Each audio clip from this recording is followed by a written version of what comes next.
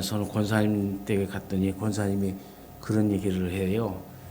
어떤 아가씨가 알바하는 데서 고객이 와갖고 딸기 라떼를 시키는데 딸기 씨를 빼고 그걸 갈아서 라떼를 만들어 달라. 그 아가씨가 딸기 씨를 빼다가 울음을 터뜨렸대요. 깎아도 안 되고 그냥 오조의 씨를 빼서 한다는 거. 저는 그 얘기를 듣고 참 많이 생각했어요. 근데 또 그날 가는 집마다 또 다 딸기를 내놨어요. 그 딸기를 볼 때마다 그 딸기 씨가 생각나는 거예요. 여러분 가만히 생각해 보면은 참 우리가 이런 일들이 우리 사회에 왜 일어날까? 우리 어떻게 보면 4명 중 적게는 5명 중 1명은 분명히 기독교인일 텐데 이 사회가 밝아지지 않고 이런 좀 갑질하는 행위가 없어지지 않고 왜 희한한 갑질들이 점점 많이 나타나는가? 참 가슴이 아프더라고요. 우리가 어떤 사건을 맞이할 때 한번 이 생각을 했으면 좋겠다는 생각이 들어요. 하나님이 내게 주신 모든 은혜를 무엇으로 보답할까? 아마 이 생각을 한 번 정도 하면은 적어도 크리스찬들은 이런 갑질을 하지 않을까? 그러면 그게 하나의 등불이 되어서 사회가 좀 더 밝아지지 않을까 그런 생각을 해봅니다. 그런 데에는 저와 여러분의 책임도 분명히 있을 겁니다. 내게 주신 은혜를 내게 주신 모든 은혜를 내가 여호와께 무엇으로 보답할까? 이 고민은 사실 인간이 할 수 있는 고민 중에서 어쩌면 가장 아름다운 고민이 아닐까 생각이 되어집니다. 사람이 가장 사람다울 때는 나를 지으신 하나님을 알 때예요. 그것은 곧 하나님 안에서 나를 발견할 때를 말하는 겁니다. 하나님을 아는 것은 하나님의 존재를 아는 것이고 하나님의 성품을 알아가는 겁니다. 조금 더 구체적으로 말하면 하나님의 사랑을 아는 것이고 하나님의 은혜를 아는 거죠. 거기서 한 걸음 더 나아가 우리가 하나님을 아는 것에서 이제 하나님 안으로 들어가는 것을 말하는 거예요. 우리가 아무리 가난할지라도 크리스찬들은 감사하는 마음이 항상 있잖아요. 이걸 잃어버리지 않잖아요. 그것도 인간관계도 마찬가지 아닙니까? 인간은 서로 돕고 도움을 받으며 살아가는 존재입니다. 이 말은 세상에 존재의 의미가 없는 인간은 없다는 뜻이기도 하고 모든 인간은 하나님의 분명한 목적을 가지고 태어난 존재라는 것이죠. 그래서 누군가는 분명히 내 도움이 필요한 사람이고 나도 누군가의 도움이 필요한 사람이죠. 때문에 내 곁에 존재하는 모든 사람들이 그렇게 소중한 사람들이 되는 겁니다. 나와 동시대를 살아가고 있다는 그 한 가지 사실만으로도 우리는 충분히 감사할 수 있어야 되겠죠. 그런 의미에서 여러분 한번 옆 사람과 인사합시다. 함께 해주셔서 감사합니다. 여러분 본 시편의 저자는 누구인지가 기록되어 있지 않습니다. 그래서 모릅니다. 누가 지었는지. 하지만 이 시편 기자의 고백으로 볼 때에 그가 겪는 고난은 상상을 초월합니다. 눈물 골짜기를 경험했다. 죽음의 사선을 넘어본 사람임을 고백하죠.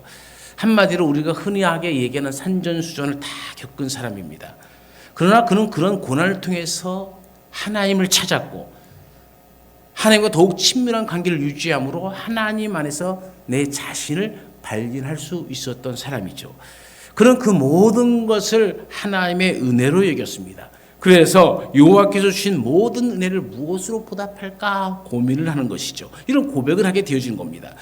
오늘 우리도 이 시편 기자처럼 하나님의 주신 은혜에 보답하려면 그 첫 번째 먼저 은혜가 무엇인지를 알아야 되는 것이죠. 은혜가 무엇인지 알지 못하는 사람에게 은혜에 보답하라는 말은 소귀의 경읽기죠. 그러면 여러분 은혜가 무엇입니까? 은혜의 출처를 모르는 사람들이 주장하는 은혜는 모든 은혜가 세상에서 만들어진 것이라고 착각합니다. 그들이 말하는 은혜는 절대적인 은혜가 아니라 상대적인 거예요. 다른 사람과 비교해서 그 은혜의 가치를 증명하려고 합니다. 그들이 말하는 은혜는 자기들의 눈에 보이는 것, 손에 짊어진 것, 남들보다 조금 위에 있는 것, 그것을 가지고 은혜라고 하는데 그것은 상대적인 것이지 절대적인 은혜가 아니라는 거예요. 그럼 은혜가 무엇입니까? 그 은혜는 값없이 받은 것을 의미합니다. 즉 이 말은 모든 피조물에 대하여 하나님께서 값없이 베풀어 주신 사랑을 의미하는 것이 바로 은혜죠. 그러기에 은혜의 가치는 값으로 따질 수가 없는 거죠. 인간은 하나님의 은혜로 이 척박한 세상에서 풍요롭게 살고 있죠. 숨을 쉬고 먹고 마시고 입고 사는 모든 것이 다 하나님의 은혜가 아닌 것이 없습니다. 그 은혜의 가치를 값으로 따지면 얼마나 되겠습니까? 한마디로 값을 매길 수가 없다는 것이죠. 그 가치가 너무 커서 따질 수가 없는 것이죠. 나를 이 땅에 보내주신 것도 은혜요. 순간순간 지켜주고 인도하신 것도 은혜요. 필요한 모든 것을 공급해 주신 것도 은혜요. 나를 죄에서 구속해 주신 것도 은혜고, 나에게 귀한 직분을 주신 것도 은혜고, 천국을 기업으로 주신 것도 다 은혜입니다.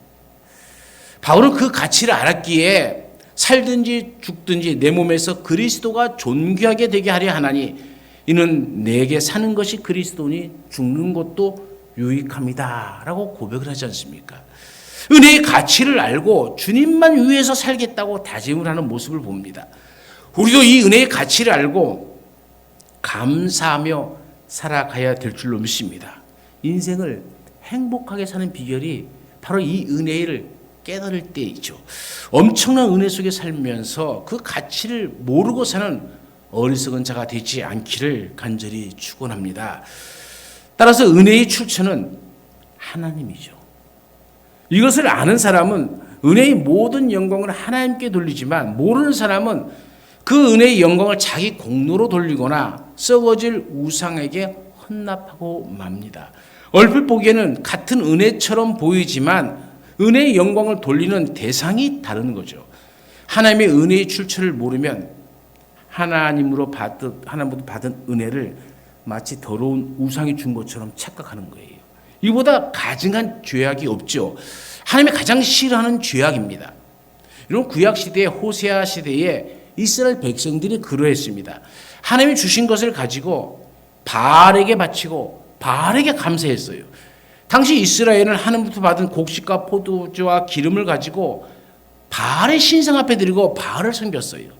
하나님으로부터 받은 은과 금을 가지고 바알이 준 것처럼 배은망덕한 삶을 살았던 것이 호세아 2장 8절에 증거하고 있습니다. 은혜를 모르면 이렇게 더러운 우상에게 하나님이 주신 은혜를 헌납해 버리는 겁니다. 그렇게 되어지면 하나님의 진노를 피할 수 없게 되어지는 거죠. 그래서 하나님은 호세아 선지자를 통해서 모든 것을 도로 찾겠다라고 말씀하시고 호세아 2장 9절에는 다시 다 빼앗아 버린다고 경고하고 있습니다. 그래서 은혜를 알려면 하나님을 알아야 되는 거예요. 하나님을 알 때 바르게 알아야 됩니다. 그리고 힘써 알아야 됩니다. 그러면 그 은혜의 가치가 보다 선명하고 보다 분명해지는 것이죠. 그래야 우리가 그 은혜를 누릴 수 있게 되어지는 겁니다. 누리지 못하는 것은 은혜가 아닌 것이죠. 그럼 두 번째로 은혜를 우리의 입술과 삶으로 고백하며 살아가야 되는 거죠. 흔히들 말하기를 정박되어 있는 배는 배가 아니다라고 얘기합니다. 고백되지 않는 사랑은 온전한 사랑이 아니라고 얘기하죠. 사랑도 고백이 중요하고 신앙도 고백이 중요하고 은혜도 고백이 중요한 것이죠. 우리는 날마다 하나님으로부터 받은 은혜를 고백하고 받을 은혜도 고백해야 합니다. 하나님은 우리가 고백하는 것을 아주 즐거워하십니다. 그래서 은혜에 대한 최고의 보답은 고백입니다. 입술의 고백이든지 삶의 고백이든지 고백을 하면 하나님께서 인도해 주시고 책임져 주십니다. 그래서 고백은 힘과 능력이 있습니다. 13절 말씀은 은혜에 대한 고백이죠. 내가 구원의 잔을 들고 여호와 이름을 부르겠습니다 라는 고백입니다. 구원의 잔을 들고 여호와 이름을 부른다. 여러분, 구원의 잔을 드는 것은 행위에 대한 고백이고 여호와의 이름을 부르는 것은 우리 입술의 고백입니다. 그래서 그는 말과 행동, 삶으로 자기의 신앙을, 하나님을 고백하며 찬양하는 것이죠. 사실 그는 상황이나 여건으로 볼 때에 은혜로 여길 만한 상태가 아니었죠. 그는 그 자신이 큰 환난을 당하고 있다고 고백을 합니다. 그 곤란이 어느 정도였는지를 보십시오. 그럼 3절 말씀에 보면 사망의 줄이 나를 두르고 스올의 고통이 내게 이름으로 오리. 죽음의 줄이 내게 있고 지옥의 고통이 내게 임한 것 같다라고 얘기합니다. 평범한 사람으로서는 감당할 수 없는 엄청난 그 고통이 그에게 다가왔음을 우리가 알게 되어지죠. 하지만 그는 1절의 말씀처럼 하나님을 찾았습니다. 그리고 간구했습니다. 그래서 여호와의 이름으로 자기 영혼을 건져 달라고 4절 말씀에 고백하죠. 내가 여호와 이름으로 기도하기를 여호와께 주께 구하옵나니 내 영혼을 건지소서 기도했다는 겁니다. 물론 그도 사람인지라 때로는 착각하고 오해하고 모든 사람이 거짓말장이라고 생각할 때도 있었음을 11절에 고백합니다. 한마디로 속상해서 내뱉은 말이었죠. 그러나 믿음의 눈을 열고 보니 모든 것이 하나님의 은혜 아닌 것이 없었다는 거예요. 그래서 그는 믿는 고로 말한다라고 당당히 10절 말씀에 고백을 합니다. 그는 그 고백을 통해서 하나님의 주신 은혜가 얼마나 크고 위대한지를 직접 경험하게 되어지는 것이죠. 그래서 그는 오늘도 고백합니다. 5절 말씀에 뭐라고 얘기합니까? 여호와는 은혜로우시며 의로우시며 우리 하나님은 긍휼이 많으시도다라고 얘기합니다. 또 9절 말씀에는 뭐라고 얘기합니까? 내가 생명이 있는 땅에서 여호와 앞에 행하리로다라고 얘기하죠. 여호와 앞에서 행한다. 하나님과 동행하는 삶을 살겠다는 것이죠. 사나 죽으나 나는 하나님과 함께 하겠습니다라는 다짐이고 결심이죠. 그런 눈물의 골짜기를 걸어본 사람입니다. 죽음의 사선을 넘어본 사람이고 인생의 쓴맛을 경험한 사람입니다.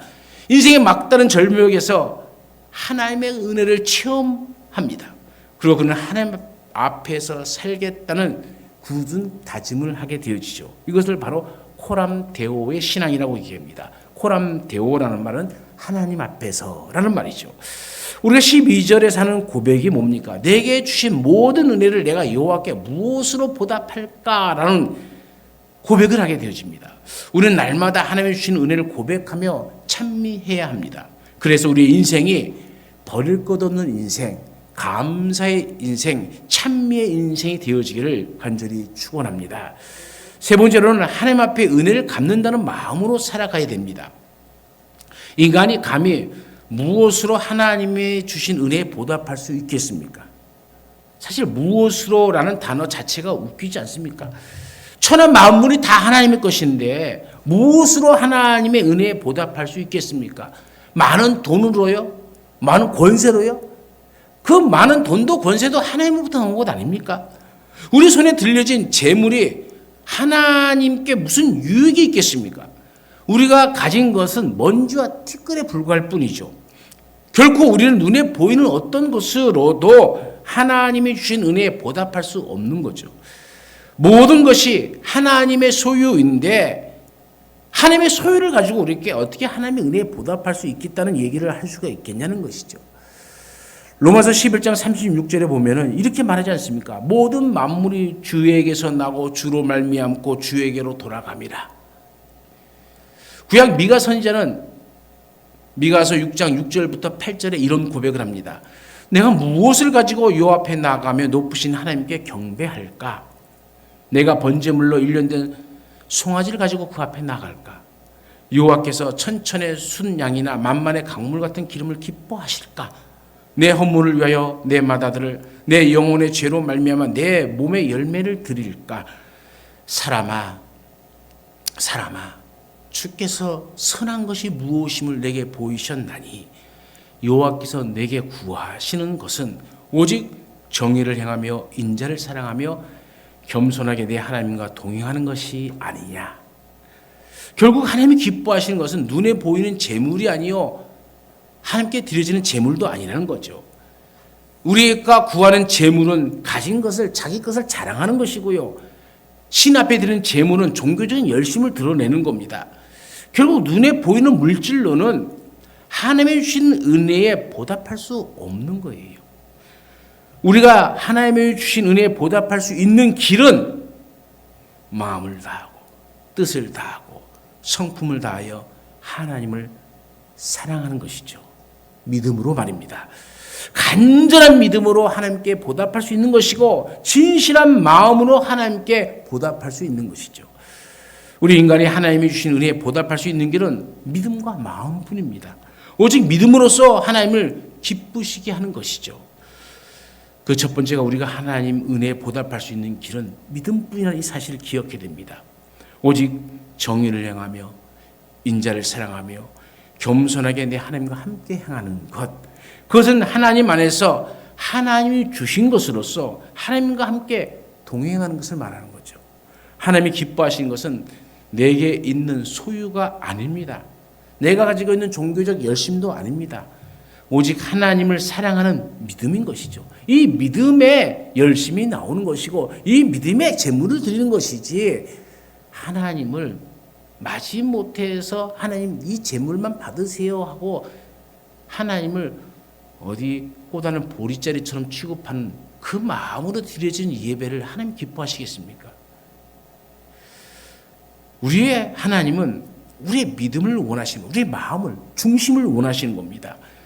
믿음이 없이는 하나님을 기쁘시게 할 수 없다고 이미 성경은 이야기하고 있지 않습니까? 우리가 하나님으로부터 받은 것을 여러분 계수해 볼 수 있을까요? 솔직히 하나님 주신 은혜를 무엇으로 계수할 수 있겠습니까? 찬송가 304장이 뭡니까? 하늘을 두루마리 삼고 바다를 먹물 삼아도 한없는 하나님의 사랑 다 기록할 수 없겠네. 우리는 감당할 수 없는 은혜를 받은 자입니다. 셀 수 없는 은혜, 측량할 수 없는 은혜를 이미 받은 자인 줄로 믿습니다. 그러나 은혜에 대한 우리 반응은 어떠합니까? 그 은혜에 보답하며 살아갑니까? 아니면 냉랭하고 인색하며 하나님을 없는 자 취급하며 살아가고 있지는 않습니까? 한마디로 우리의 믿음, 우리의 마음의 중심을 하나님께 드릴 뿐인데, 우리가 생각하는 하나님은 딱 이만큼 내 삶의 100분의 1, 1000분의 1도 아닌 것, 그것을 가지고 우리는 하나님께 드렸다, 나는 하나님을 잘 섬긴다 하고 떠들고 있지는 않지. 우리 삶을 뒤돌아봐야 되죠. 그것이 각자의 믿음의 그릇인 것이죠. 오늘 우리의 믿음의 그릇을 더 넓혀야 됩니다. 더 넓혀서 하나님이 그 믿음 가운데 채워오시는 그 기쁨, 그 평안을 누리는 우리의 삶이 되어지길 간절히 축원합니다. 두 번째로 우리가 하나님의 은혜에 보답할 수 있는 최고의 방법은 감사이죠. 감사보다 은혜에 보답할 수 있는 좋은 곳은 없죠. 그래서 감사는 할수록 좋고 할수록 풍성해지는 겁니다. 감사가 인색하면 불평이 커집니다. 감사 불평은 시소 게임과 마찬가지예요. 감사가 올라가면 불평은 내려가고요. 감사가 내려가면 불평이 올라갑니다. 이른바 감사가 풍년이 들면 불평이 흉년이 들고, 감사가 흉년이 들면 불평이 풍년이 들어가는 거예요. 그러면 하나님이 어떤 것을 좋아하실지를 여러분 생각해 보세요. 성경은 범사에 감사하는 것이 하나님의 뜻이라고 말합니다. 그래서 감사는 믿음의 척도요 그릇입니다. 믿음은 하나님이 하신 일을 감사하고 장차 하나님이 하실 일에 대해 감사하는 거예요. 그래서 믿음의 세계는 감사치 못할 일이 하나도 없는 겁니다. 그래서 말세에는 사람들이 감사하지 않는다고 그래요. 오늘날 사람들은 감사를 자기 잣대로 판단하고 이것은 감사, 이것은 아니다, 이렇게 얘기해버리죠. 감사할 일과 감사치 못할 일을 자기 관점에서 판단해보고 결정해버린다는 거예요. 신앙적으로 보면 대단히 위험한 일을 저지르고 있는 겁니다. 오직 모든 감사의 결정권자는 하나님밖에 없어요.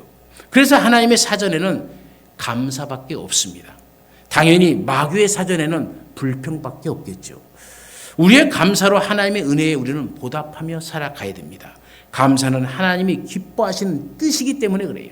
그래서 온 시편 기자는 하나님께서 주신 모든 은혜를 무엇으로 보답할꼬라고 고백을 합니다.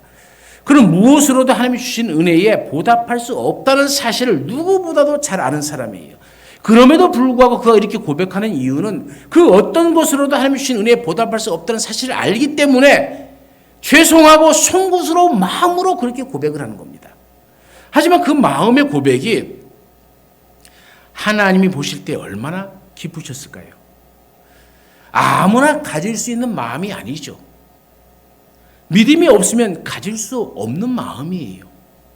과연 오늘 우리 시대에 그런 마음을 갖는 사람이 얼마나 될까요? 바라옵기는 시편 기자의 그 마음이 오늘 내 마음이 되어지기를 간절히 축원합니다. 그리고 우리는 그것을 사모하며 살아가야 됩니다. 우리 모두가 바로 이런 감사의 마음의 소유자들이 되시기를 간절히 축원합니다. 마지막 네 번째로는 자신의 소원을 여호와께 갚는다라고 고백을 합니다. 14절 말씀에 여호와의 모든 백성 앞에서 나는 나의 소원을 여호와께 갚으리로다라고 고백을 하죠. 물론 우리는 시편 기자가 구체적으로 어떤 소원을 했는지 모릅니다. 하지만 시편 이 116편의 전체적인 분위기로 볼 때 그 소원은 하나님만을 사랑하겠다는 소원이 아니었을까 생각이 되어집니다. 혹은 여호와 앞에서 평생을 살겠다는 소원이 아닐까. 9절 말씀을 보면 그렇죠.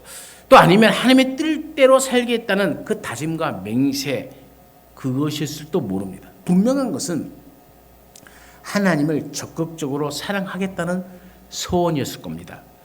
그럼 우리가 알아야 되죠. 뭘 알아야 됩니까? 우리가 하나님의 주신 은혜에 보답할 수 있는 최고의 선물은 하나님과의 약속을 지키는 것이라는 것을 알아야 되는 거예요. 우리는 어떤 방식으로든지 하나님과 수많은 약속을 하고 살아갑니다. 하나님, 제가 이렇게 하겠습니다. 혹은 이렇게 살겠습니다. 라고 말합니다. 하나님, 이 기도를 들어주시면, 이 병을 고쳐주시면, 또 어쩌고 저쩌고 하면서 조건을 달면서 소원을 한 것들이 있죠. 여러분, 그것들이 생각나십니까? 그것이 여러분은 잊어먹었을지 몰라도 하나님은 기억하십니다. 소원한 것이 있으면 반드시 갚아야 되는 것이죠. 그런데 정작 우리의 약속은 거의 지켜지지 않는 공수표로 끝나는 경우가 허다합니다. 시편 기자는 자기의 소원을 갚겠다고 공개석상에서 고백합니다. 그것도 하나님이 주신 은혜에 보답하는 최상의 것임을 알았기 때문에 약속을 지키는 것은 상대방에 대한 신뢰와 존중이죠. 하나님은 우리가 무시해도 될 그런 존재가 아닙니다. 우리가 섬겨야 하고 존경해야 되고 공경해야 할 대상이죠. 그럼 그분과의 약속은 얼마나 중요합니까? 내가 내 입술로 한 이 모든 소원을 주께 갚으셔서 하나님께 영광 돌리시는 백성들이 되어지길 간절히 축원합니다. 두 번째는 하나님이 기뻐하시는 일을 해야 하는 것이죠. 한마디로 얘기하면 하나님의 기쁨이 되어진다는 겁니다. 우리가 하나님의 은혜에 보답하는 길은 하나님의 기쁨이 되는 것밖에 없어요. 하나님은 제사를 기뻐하시죠. 그러나 모든 제사를 기뻐하시는 것은 아닙니다. 감사로 드리는 제사를 기뻐하신다고 얘기하죠. 그래서 17절 말씀에 내가 주께 감사제를 드리고 여호와의 이름을 부르리이다라고 고백합니다. 시편 기자는 감사제를 드리겠다고 고백하는 거잖아요. 제사는 희생과 헌신이 필요한 거예요. 그리고 제물이 따라옵니다. 그러나 이 모든 것보다 더 중요한 것은 하나님이 기뻐하시는 감사의 제사를 드리는 겁니다. 하나님을 말씀하시죠. 시편 50편 23절에 감사로 제사를 드리는 자가 나를 영화롭게 하나니 그 행위를 옳게 하는 자에게 내가 하나님의 구원을 보이라. 이렇게 얘기합니다. 여러분, 하나님이 기뻐하시는 것, 그건 곧 감사입니다. 그러므로 오늘 우리가 아침에 눈을 떠도 감사, 저녁에 눈을 감아도 감사, 길거리에 가다가 넘어져도 감사, 아무 일 없이 집에 무사히 도착해도 감사, 그 모든 일에 감사함으로 하나님께 영광을 돌리시는 우리 삶이 되어지길 간절히 축원합니다. 세 번째는 하나님이 주신 모든 은혜에 보답할 수 있는 최고의 감사가 바로 감사 제사입니다. 이제 우리의 입술만 감사가 아니라 이 감사가 제사가 되어져야 되는 거예요. 제사라는 것은 드려지는 걸 말하는 거예요. 은혜의 모든 영광을 다 하나님께 드려버리는 겁니다. 내 잘난 것은 아무것도 없고 오직 하나님만이 드러나는 거예요. 그게 제사입니다. 은혜에 대한 최고의 반응은 하나님이 기쁨이 되는 것이라는 이 사실을 우리가 이미 말씀을 드렸죠. 하나님의 기쁨이 되는 성도가 되어지려면은 우리가 내 삶을 제사로 드려야 돼요. 내 삶의 제사가 되어지지 않아요. 그렇다면 나는 계속 살아있는 거예요. 나는 살아있다는 증거는 내 안에서 하나님은 없다는 얘기가 되는 거예요. 신앙인은요, 나는 죽고 내 안에 하나님이 충만한 겁니다. 이게 신앙이에요. 그래서 모든 것을, 어떤 것을 결정할 때도 내가 결정하는 것이 아니라 신앙인이 뭐라 그래요?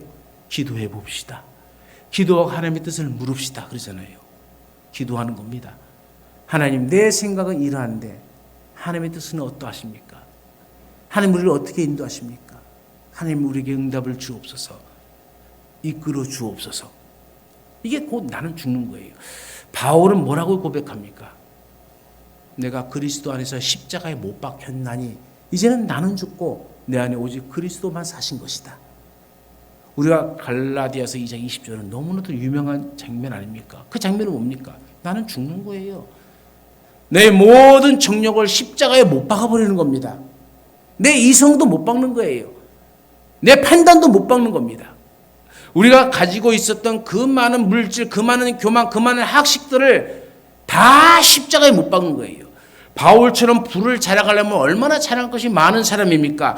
권위를 자랑하려면 로마 시민권까지 가진 권위 있는 자입니다. 학식을 자랑하려면 가말리엘의 제자입니다. 그가 이 세상에 자랑할 것이 허구하고 많은데도 그것이 하나님 앞에 드리는 감사의 제사가 되지 못한다는 것을 깨달은 바울은 그 모든 것을 배설물로 여기고 내가 죽어요. 내가 죽고 오직 내 안에 하나님만 살기를 드려지는 제사, 그게 감사 제사입니다. 오늘날 많은 교인들이 드려지지 못하는 제사가 감사 제사입니다. 그래서 틈만 나면 싸고 말 한마디 갖고 꼬투리 잡고 이 모양 저 모양 벗고 꼬투리 잡는 데만 눈이 혈안이 되어서 살아가요. 그러니 은혜가 있을 수가 없죠. 그게 무슨 감사 제사입니까? 불평의 제사는 오직 사탄이 좋아하는 일들만 우리가 저지르고 있는 것이죠. 그래서 우리는 감사의 제사를 잃어버리고 불평의 제사만을 드려요. 그럼 불평의 제사를 받는 것은 사탄, 마귀입니다. 오늘 우리는 이곳을 하나님의 성전이라고 얘기합니다. 하나님의 성전은 이 건물이 아닙니다. 여러분 심령이 다 하나님의 성전입니다.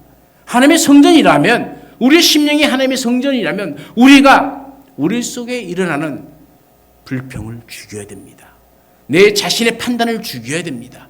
나를 죽어야만 내 안에 그리스도가 살아납니다. 그래서 내 삶을 통해서 온전히 그리스도의 뜻만이, 하나님의 영광만이 드러내는 삶, 그것이 바로 바울이 이야기했던 삶이고, 또 시편 기자가 내가 하나님 주신 그 모든 은혜를 무엇으로 보답할 거에 대한 답이 되어지는 겁니다. 오늘 우리는 또 하루를 살아갑니다. 또 한 번의 주일을 맞이했습니다. 여러분, 우리가 일생에 살아가면서 몇 번의 주일을 더 맞이할 수 있을까요? 생각해 보셨습니까? 우리의 연수가 70이요 강건하면 80이라 라고 모세는 시편에서 얘기하고 있죠. 그러나 뒤돌아보면 뭐라고 얘기합니까? 다 헛하는 것밖에 없다는 거예요. 오직 하나님이 기뻐하시는 그것만이 하나님께서 받으시는 겁니다. 지금까지 내 인생을 뒤돌아보면서 내가 하나님께 드리는 것이 아무것도 없다고 생각한다면 오늘 이 시간 이후로부터는 우리의 삶이 감사의 입술이 되어지고 감사의 제사가 되어져서 하나님이 기뻐하시는 그 모든 일들을 이루어 가시는 주의 자녀들이 되어지기를 간절히 축원합니다. 언제 우리 가운데 함께 하신 하나님, 우리의 삶을 통해서 주 앞에 나아가기를 시편 기자는 고백합니다. 내가 하나님께서 주신 모든 은혜를 무엇으로 보답할까 고민하며 내가 구원의 잔을 들고 여호와 이름을 부르고 모든 백성 앞에서 나의 소원을 갚는다. 그러면서 내가 주께 감사제를 드린다. 감사의 제사를 드리겠다. 고백을 합니다. 여호와 이름을 부르고 여호와 보는 앞에서 내가 행할 것이다. 내 모든 삶이 감사의 제사가 되어지기를 고백합니다. 오늘 우리의 삶이 이와 같은 감사의 제사가 되어져서 어리석은 이스라엘 백성들처럼 불만 불평하다가 광야에서 이름도 없이 빛도 없이 다 죽어버리는 인생이 아니라 감사와 하나님의 말씀에 대한 순종으로 우리의 삶의 감사 제사로 여호수아와 갈렙처럼 하나님의 은혜를 누리는 삶이 되게 하여 주옵소서. 언제나 함께 하시는 예수님의 이름으로 기도드리옵나이다. 아멘.